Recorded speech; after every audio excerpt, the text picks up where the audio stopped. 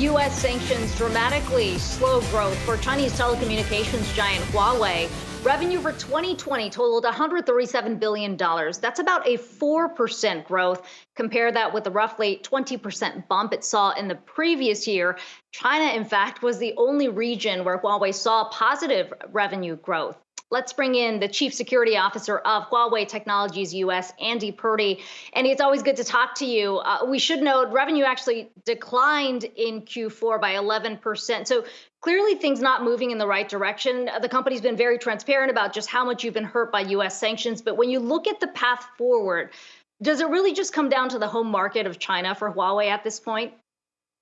No, absolutely not. We're making some progress in a number of other places. And since we're talking about the financials, let me just mention that in the spirit of transparency, these numbers aren't what we've had in some years.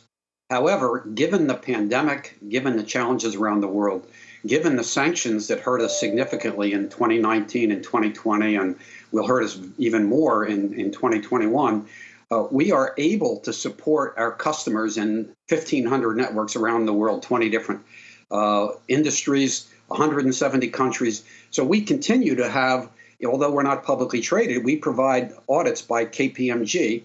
That's a standard unmodified audit opinion. So regardless of how bad things are, we're going to make sure we're transparent so customers, government, employees really know what the situation is. So we know that this year is going to be tough, but we look at the situation as the glass is half full, whereas because of the U.S. sanctions, for the U.S. semiconductor industry, the glass is definitely half empty and getting worse. Yeah, on that issue, the consumer business has taken the biggest hit. When you look at even just devices, Huawei falling out of the top 5 in terms of smartphone makers. We heard from rotating chairman Ken Hu overnight, who essentially said we haven't been able to see a clear picture in the supply for our smartphones. What kind of timeline is Huawei looking at right now? At what point do you run out of supply largely because of the U.S. sanctions? Well, the export controls are not affecting our infrastructure business. And of course, the claim that we pose a national security threat in the infrastructure business as part of the reason for the export controls really doesn't make any sense. So we're hoping there'll be a revisiting of the impact on American employees. But our consumer business is making some substantial progress and will continue to as we focus on things like smart office, fitness and health, smart home, easy travel and entertainment. And when you look at the broader picture, which is innovation in 5G generally, we have 3,000 5G innovation projects in industries around the world: coal mining, steel, ports, production, manufacturing. So we're going to be hurt this year, but we're in this for the long haul. So we're going to be fine. But on the supply issue of smartphones specifically, what's the timeline? Do you have, I mean, how much more can you continue without the supply coming in because of the export controls? Well, we are pursuing, as you know, alternatives, which is one of the reasons we upped. And this year, 2020, we invested about $21 billion in R&D. I think we're in the top 3 in the world. So we are trying to find ways. We are trying to find alternatives. And we're going to get through. We hope there'll be a reconsideration of the export controls on the ability of us to partner with Google in terms of the Android system.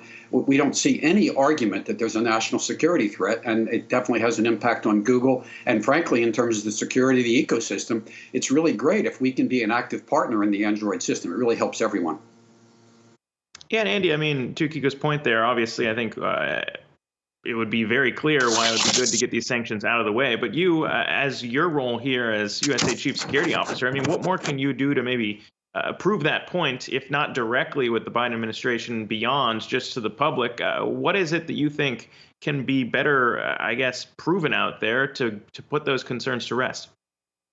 Well, I think we have to look at the larger world and in terms of your question, our priorities. So our priorities are hoping that the export controls can be lifted to allow American companies to sell non-sensitive technologies to Huawei, and that hopefully our CFO, Meng Wanzhou, can be released.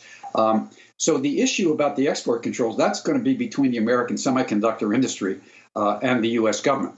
There are a number of things happening around the world. There's some very important things happening in the U.S. regarding supply chain risk. We hope, in light of the recent SolarWinds attacks on the Microsoft Exchange server, 2 of the largest cyber attacks in history, the U.S. government, we believe, working with the private sector, is really going to improve supply chain risk metrics. we just saw last week, the Information Technology Industry Council released a principles for supply chain risk where they said country of origin is only one of 188 factors. So we're hoping that as the U.S. improves supply chain security for the U.S., working more multilaterally now with our partners, that at some point the government will conclude that it's okay to sell those non-sensitive technologies to us that go into our mobile devices. Andy, what's the company looking at right now for additional sources of revenue? There have been reports out there that you are doubling down on the EV space, potentially providing technology, although you're not actually building out the cars themselves. Is that an avenue that the company sees as a potential opportunity? Well, the communications and sensing infrastructure of automobiles is a very important part of our overall consumer device and enabled uses strategy. That we believe as we move from 5G to 5.5G is going to continue to be very, very important. And that's one of the reasons why we look at our partnership with carriers, with companies, enterprises around the world, that people will have a greater understanding that it's shared success. It's not about us making money. We partner with a lot of folks. So when you see, and some companies in the U.S. are afraid to speak out publicly because of the toxic political environment, you see folks know that they can make money working for us. It's not about us taking every dime out of it. It's a shared success that's going to come from these technologies, and the impact of blocking our ability to compete where there's no national security connection really has a dramatic impact on American consumers and American businesses. Yeah, we'll see if that stance from the government changes. But Andy Purdy, Huawei Technologies USA Chief Security Officer, appreciate you taking the time to join us today.